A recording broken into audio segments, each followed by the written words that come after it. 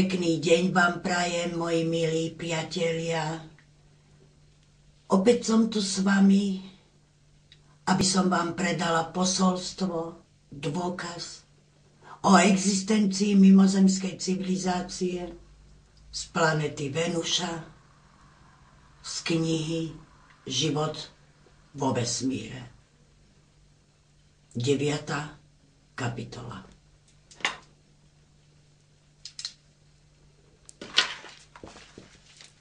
Aby svet bol dokonalý, potrebuje vyspelú civilizáciu. Pokrok vo všetkých oblastiach života.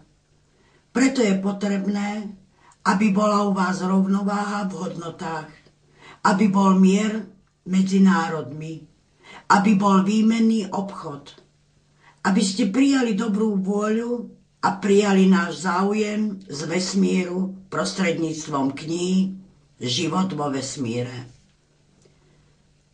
Dávame dôkazy, že celý vesmír je osídlený rôznymi formami existencie. Na rôznych planetách žijú bytosti podobné vám. Majú ale jemnejšie telo, eterickejšie, ľahšie. Je to spôsobené duchovným životom a prácou s energiou. Vyžarujú vysoké vibrácie. Naša strava je úplne iná ako vaša.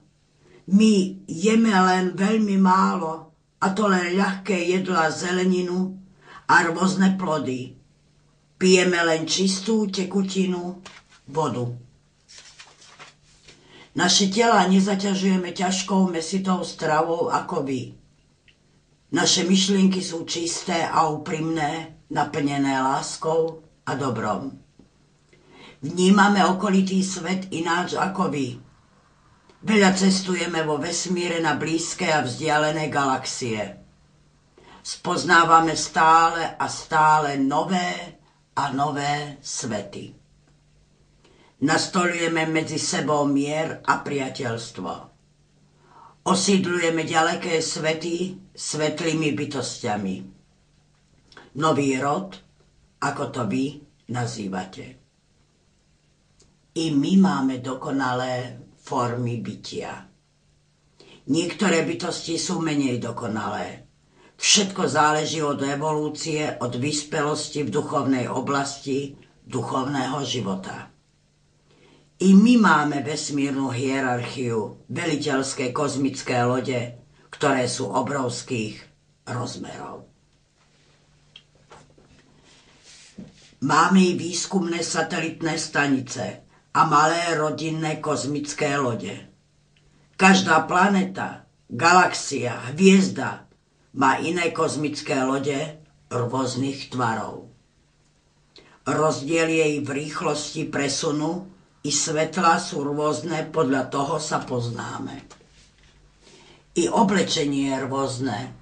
Chránime si tak svoje svetlé telo, pretože každá planeta, galaxia, hviezda má inú energiu, vibrácie, podnebie.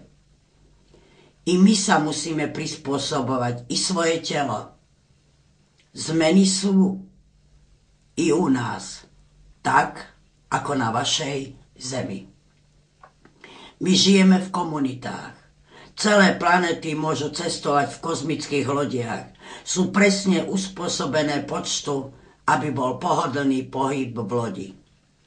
Lode sú vybavené vyspelou technikou, automatizácia. Sú zostrojené z materiálov, ktoré vy na Zemi nepoznáte. I naše svetlá sú iné ako vaše. Sme bez hluku, presúvame sa tížko, neviditeľne i viditeľne, podľa okolností. Sme pri našich výskumoch vesmíru spojenci na rôznych planetách vám známych i neznámych. Život vo vesmíre je krásny, pokojný. Vážime si život. Neničíme planety, naše domovské stanice. Galaktická rada je zložená z vyslancov, veliteľov z rôznych miest vesmíru. Je nás veľa. A spolu skúmame a cestujeme vesmírom. Cestujeme a pozorujeme aj vašu zem. Poznáme ju lepšie ako vy. Múdro sme získali skúmaním, vedením Bohom, Stvoriteľom. Učíme sa stále. Vývoj ani u nás neustal. Stále máme čo zdokonaľovať. U nás všetko riadíme spolu v súlade s vesmírnymi zákonmi. Aj my prechádzame evolúciou, ako aj vy na Zemi, od prvopočiatku vzniku života vo všetkých formách. I človek prechádza evolúciou, a to je správne a potrebné. Ďakujem vám za pozornosť. Stretneme sa opäť zajtra.